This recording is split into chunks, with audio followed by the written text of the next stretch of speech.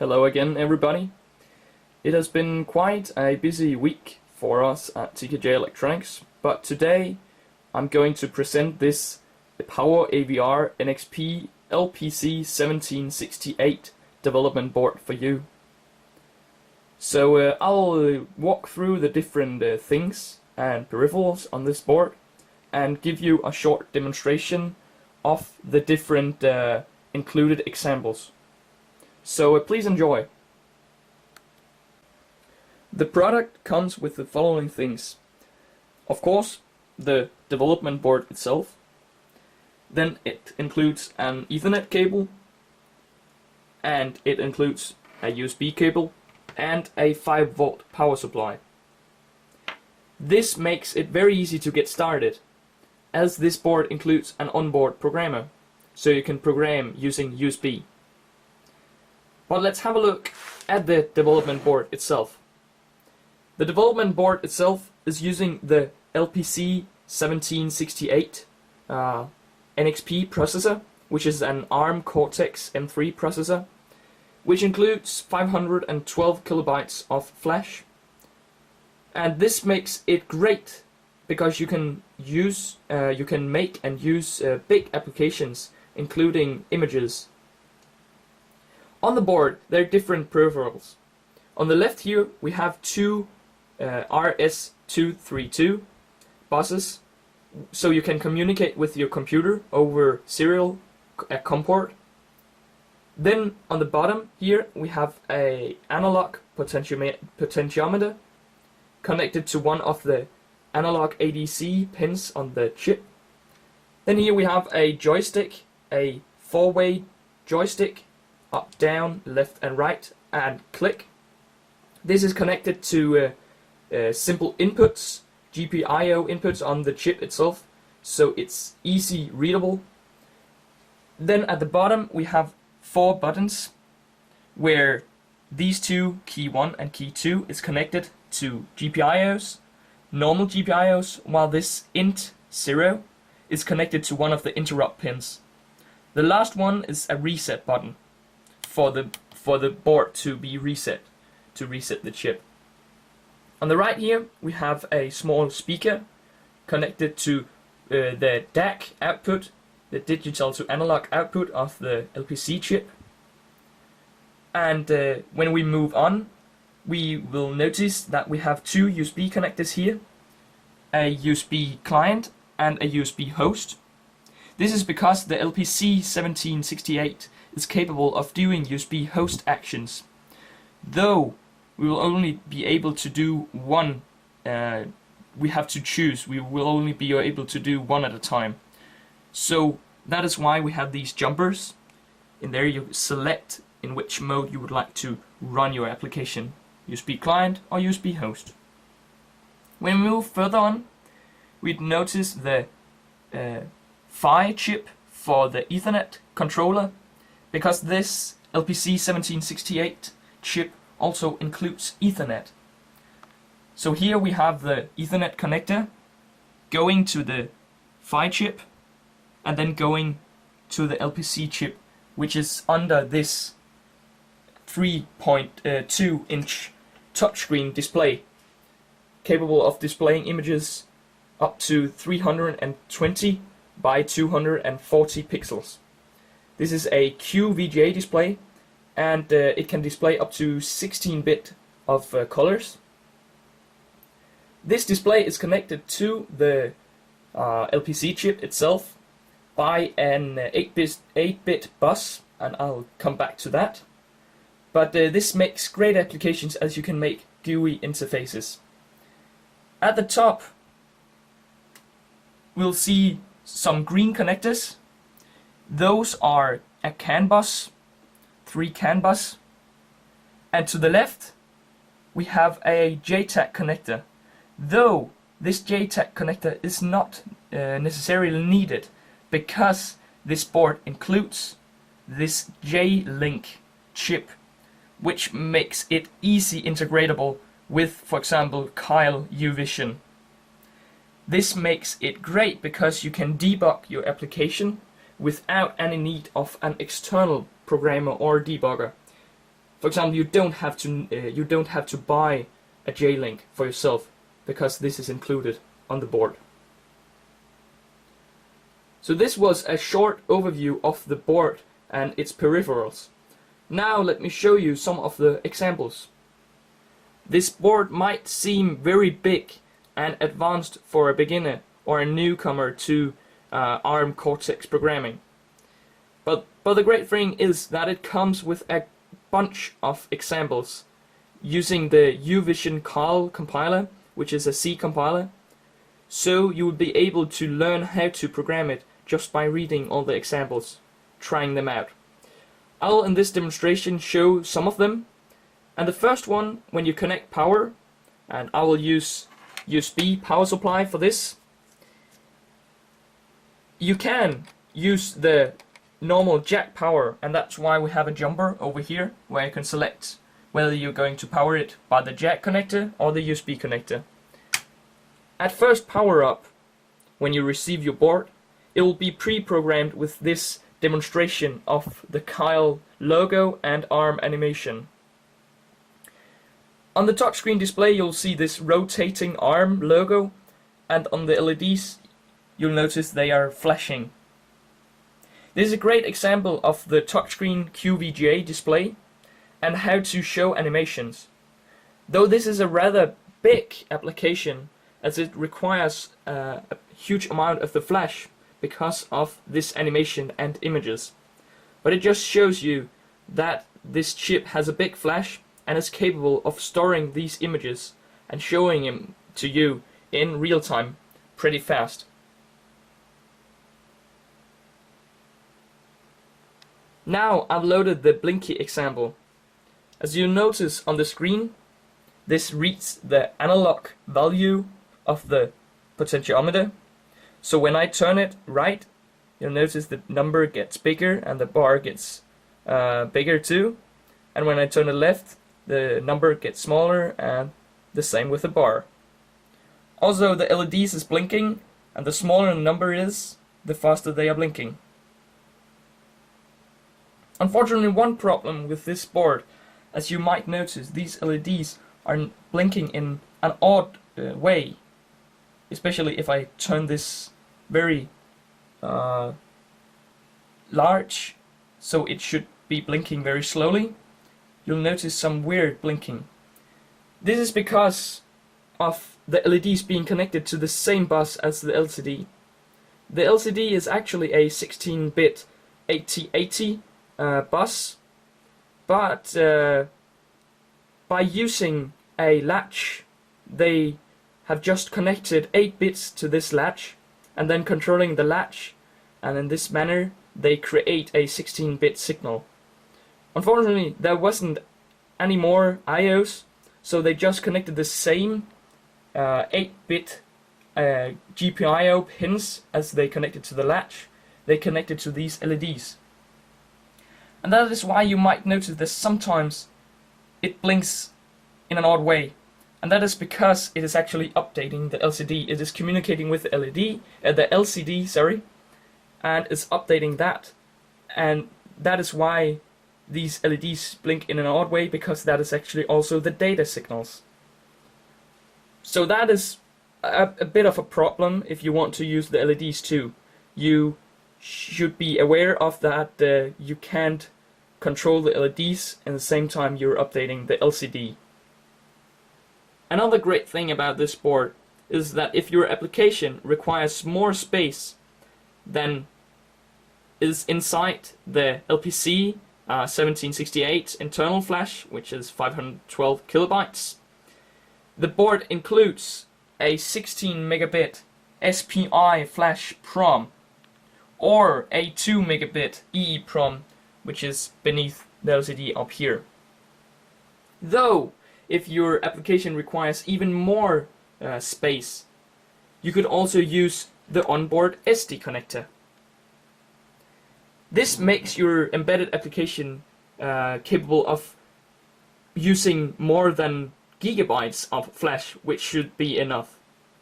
The great thing is that the board actually comes with a great example on how to use this SD card, together with the file system. So I'll connect the serial port RS232 COM port to my computer where I have a terminal running, and then I'll put in the SD card into the SD card slot down here, and then I'll turn on the power.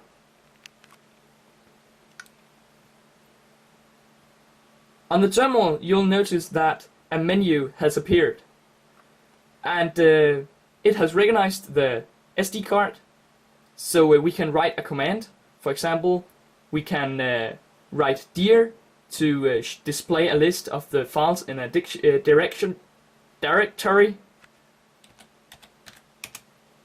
and you'll see that on the SD card we have one file, which is a README file.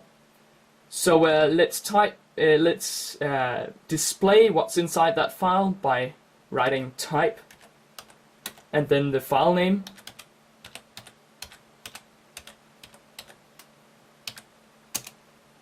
And you'll notice that it is printing the content of that README file. We can also write help to get the menu once again.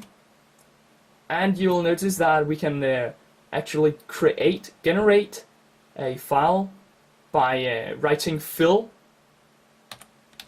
and then a name, for example test.txt. And then we would like to have 20 lines in that file. That will generate a file that we can view. You'll see a test file has been created, and you can view that by writing type and then test.txt. There you have it. This is just an example on how to use the Kyle UVision RL FAT file system library. This makes a great thing when you're making embedded application, as you can make a data logger, or you can show images, especially when you're dealing with images or animations. You can load the images from the SD card instead of having it to be saved inside the internal flash. Because if you're going to make a full screen 320 by 240 pixel image at 16-bit, yeah, then you would only be able to store one image in the flash. So the SD card connector is a great thing to have. As I said in the beginning, the board also includes this Ethernet capability, because the LPC1768 has this Ethernet inside itself. So of course there is a number of examples provided how to use this Ethernet, and one of the examples is a simple web server, but there are also more advanced examples like running an FTP server or communicating with the board over UDP or TCP ports. I've currently programmed this board with the simple web server demonstration called EasyWeb, which I will show you to you now. I connect this Ethernet cable first, and then I'll power up the board. And nothing is actually happening on the board. There's only one LED at the bottom blinking. But if we go to our browser and type in the IP address I designed to this board, in the header file I told it to get this IP address, you'll see that the board is now serving a website for our browser. On this website, you'll see in the bottom we have a page count view, which is increasing every single second as the page is refreshing every second. And on top of that we have a bar indicating this analog potentiometer. So if I turn this potentiometer down, you'll notice that the bar is decreasing and the number, pot 1 number, is also decreasing. If I turn it completely down, you'll notice that the number is 0 and the bar is 0. It's blank or red in this demonstration. I can also turn it up, and you'll notice that it's going up in the same way as I turn it. This is a great example on a simple but great example on how to use the Ethernet capability, and how to serve a simple website, which most of you are going to do in your application, as everything is getting more global and interconnected. So web serving, web page serving and web applications is getting more common. So this is a great feature. Another example that is included is the USB host capability. The great thing about the board is that it has both USB host and USB client. And with the Carl UVision RL library, you can use this USB host for connecting to USB HID devices or memory sticks, USB thumb drives. So now you, instead of using the SD card, SPI flash or EEPROM for expanding your storage, you could use a thumb drive as a USB device to expand and store information. The great thing about the RL RTX, or actually just the RL USB library from UVision Carl, is that it makes it very easy to use USB thumb drives. They are actually just mounted as a drive inside the microprocessor. So if you were using the SD card before, it would be easily portable to use a USB thumb drive instead. So I'll turn on the power supply, and in the terminal you'll see a menu. It looks much the same menu as the SD card program you saw earlier, and it asks me to insert a USB mass storage device. So I'll do. Now you'll see that CMD arrived, and we can now write a command. As before, we started writing dir to show what's on the device, and here you'll see that we have different hidden directories, and we have a readme file. So let's see what's inside this readme file.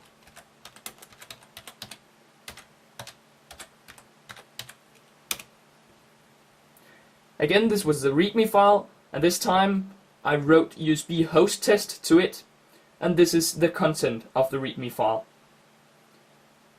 In the same way, we can write help to get the menu again, and this time we can also write fill to fill a file, this time again with the name test and 20 lines.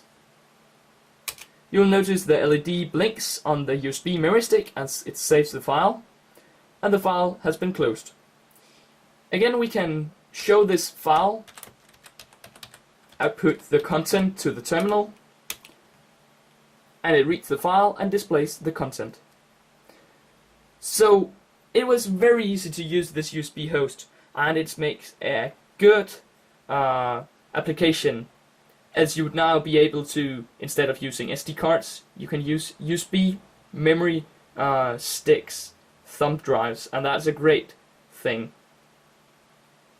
So let's have a look on other USB examples, because now I've looked on the USB host capability, but as it also has this USB client, you can actually use the board as a USB audio device using this speaker. One of the great USB device examples, applications that is provided with the board is the USB audio card. This makes use of great number of peripherals inside the LPC. It makes use of the USB device connector, of course, but it also makes use of the DAC to make the sound in the speaker. So this time I've connected the 5-volt power supply, I've switched the jumper, and now I'll connect the USB device cable. So instead of having it into the programmer, I'll now connect it to the USB device. Oh, and please mind that I've also changed the jumpers from USB host to USB device. So now I'll connect this and power it up. And again, the application is actually not doing anything on the board itself, but now it has connected to my computer as a USB audio device. that I can select in the audio menu. And now listen when I start playing music.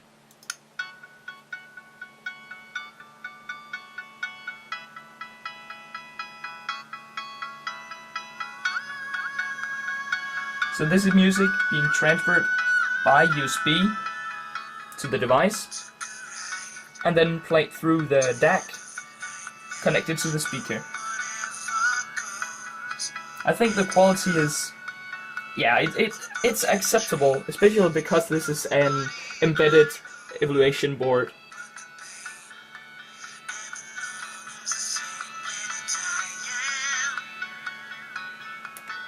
So yeah, this was one of the great examples. I really loved being able to make audio with the board too. But there's another great example using the USB device, which is the USB memory stick application. So the board enumerates as a memory stick device to your computer. And a great feature of using this memory stick device is that the LPC NXP actually made a bootloader for it. So you can program your chip by just moving the binary file to the memory stick that is enumerated. This actually works in the same way as the mbed. Some of you might know the mbed. It's also NXP LPC ARM Cortex M3 processor, and it is using the same technique, the same principle. I have now programmed the USB bootloader application, and I've connected the USB device connector, and the board has enumerated as a memory stick device on my computer. And when I enter the USB memory stick, you will see one single file, the firmware.binary, which currently contains the current flash content of the internal flash of the LPC1768 processor. You'll notice that this is only 504 kilobytes in size, while the internal flash is 512 kilobytes. This is because the bootloader is taking some of the flash itself, and this is not readable nor writable. But the great thing about this USB bootloader is that now when I want to program a file into the board, I just delete this firmware file and copy over the new file. Now the board is actually programmed, and when I reset it by clicking on the reset button, it will disconnect the USB connection as the application is now running. This is the LED blinking application.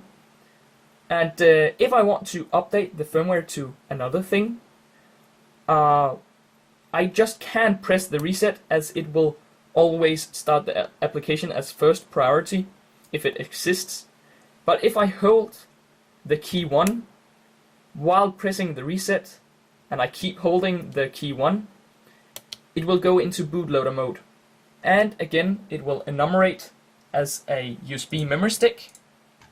And I can now move files, another firmware file to it. Again, we have the firmware.binary, which is 504 kilobytes in size. And this is a new firmware. This is the blinking application you saw just before. So if we copy it over to our computer, we can make a backup. Now, actually, I've compiled and built the so-called microC OS application, which is a real-time operating system from microC, and this is a Micrium, sorry, and this is a real-time operating system which displays the capability of this touchscreen displays in a short way, in a great way, I think. So I'll build this for the board, and I can delete the firmware file and move this UCOS file over. Now the board has been programmed, and I can reset. The microC OS starts running, and it asks us for calibration of the touchscreen. We did, once again. We did. And we can touch the screen to continue. Now it starts the micro-C GUI application from Micrium, as you see, and which is a short demonstration of the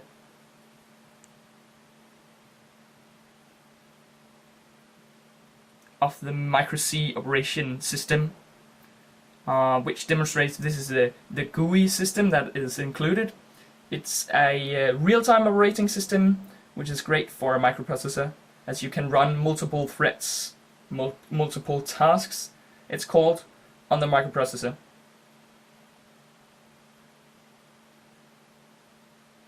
So this was a short demonstration of this board. Please visit our website, where you can find more information about the board itself. You can also download the code and demonstrations you saw in this video, and while you can also read a written review about the board and read the pros and cons about the board. As I told you before, as you notice also here, the LEDs are blinking as it is writing data to the display. But please visit our blog and read the review. Also, we would like to thank you, Way Engineer, for letting us test this board. Please visit their website on the link shown in a minute, or in the video description, for more information on how to buy this board if you're interested. Thank you very much for watching and for your interest.